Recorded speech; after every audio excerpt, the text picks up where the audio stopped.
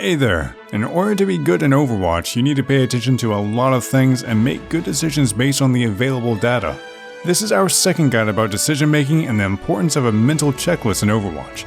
And this time we're going to talk about all the things that are not inherently visible on the screen. These play a big part in how you can make good decisions during a match.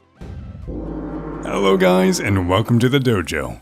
In the last episode, we showed you how to create a mental checklist that you can use while in game to make sure that you extract all the information from the game that can help your decision making. Click the card now or the link in the description to watch the video. We stopped at collecting and checking what's visible on your screen, and now we're going to continue with non-visible stuff that's in the next level in Overwatch decision making. Using all the information that's visible on your screen is like having a good tool to do gardening with. However, if you wanted to make sure that your plants are healthy and well nourished, you would need knowledge about them. The things that we're going to talk about soon are just like that extra knowledge. You should have all information available to you by now. You just need to make good decisions and predictions in order to overcome your enemies. I hope the gardening metaphor wasn't too far-fetched. It's important to note that decision making plays a really important part in Overwatch. Staying alive enables you to have more meaningful encounters in a game, and good decisions should allow you to win most of these. Alright, let's jump into the checklist and see what you need to pay attention to. We're going to start with things that are belonging to the preparation phase, that is, the beginning of each match. The information gained from these should and will be used later during the game. The preparation checklist starts with a character pick decision.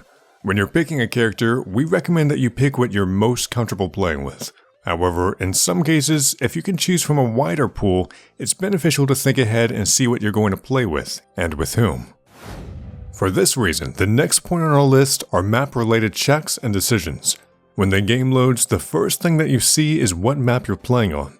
The map and the side that you're playing on can heavily influence the usefulness of a given character. For example, if there are high grounds for the defenders and you pick someone with no vertical mobility, you're going to be at a disadvantage.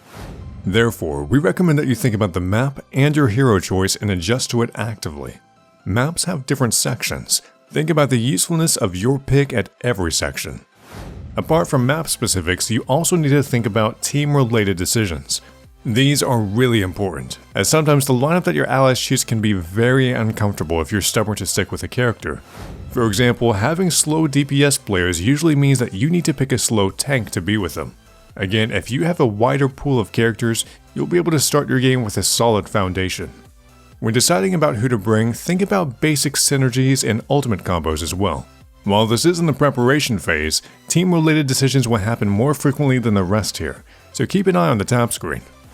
As we said, the preparation phase will likely happen infrequently, as character or map section changes are not that rapid. The next section, however, is about decisions that you need to make continuously. Just like how you're using the basic mental checklist, practically every other second. These decisions are of course related and intertwined, but we try to keep this list as simple as possible. While the next list of decisions don't have a strict order, we're going to go with the enemy team related questions first. When you're confronting the enemy team, you can and should judge your own hero pick and see if you could do better. For example, if you're playing Zenyatta and you're getting dove by 2 or 3 of their team, it should suggest a quick swap to something else. Playing Reinhardt to watch your team getting wrecked by a Genji should make you think to swap to Winston, basically hard countering the enemy carry. Apart from basic interactions, think about ultimate combinations as well. If they have a soldier and an Ana, you can counter that with a Zen ult. Don't change to a Zen just because of that, but this kind of information is definitely something to keep in mind. The foundation of these decisions is watching the kill feed, objectives, and tab screens. These should give you a good idea about when you need to act. The next decision on our list is about the dynamics of the current match. When judging the dynamics, you need to heavily rely on the kill feed and the tab screen, checking how many of the players are alive and what the objective status is. By thinking about these, you should get a good idea about when to engage or disengage. Generally, you want to start taking action if the difference between the two teams is about 2 players, meaning getting more aggressive if you're up by 2 people, and thinking about falling back if you're down. If you have a 4-player advantage, just wipe the enemy. And if they have it, fall back immediately. You can gain a lot of time and use opportunities better if you pay attention to the dynamics. The next set of decisions are about ultimate economy. See what your team has and coordinate with them for maximum rewards, minimum effort. You should be using the least amount of ultimates to win a fight, and for that you need to cooperate as a team.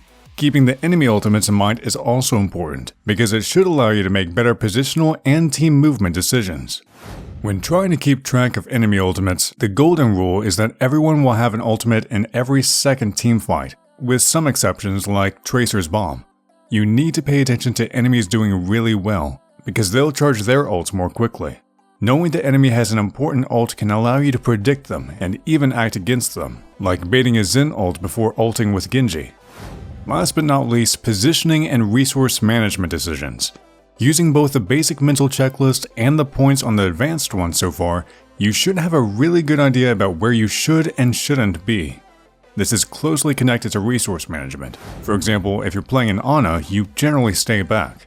Checking the kill feed and thinking about the dynamics and ult economy, you can clearly see an enemy trying to set up a combo ult.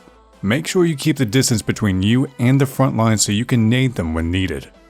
This should also help you in resource management, telling you that you may be better off keeping the nade for a few seconds. When talking about positioning, we actually already have a video about that. You need to be able to answer the following 2 questions with a yes. Am I safe? And am I able to do my job? Watch the video if you haven't already. Regarding resource management, don't just spam things wildly, but try to predict what the allies and enemies would do and act accordingly. Okay, now that you know what you need to continuously think about, you should use all these things that you've learned here to make good decisions. Try to use it to predict what your team and the enemy team has in their heads, and use it to your advantage. Like we always say at the Overwatch Dojo, knowledge is power. Alright guys, this was our decision making guide. Hope it wasn't too dry, and that by learning about it, you'll be able to gain more SR by making better decisions. As with the last guide, we recommend printing the list to have it around when you're playing to integrate it into your gameplay. As always, if you like what we're doing here, please make sure to subscribe, like the video, and leave a comment below. We appreciate every share as it gets the word out about our channel. If you want to join our community, our Discord is open to the public. Also, if you're interested in being coached, we do have a Patreon page. Check it out in the description below.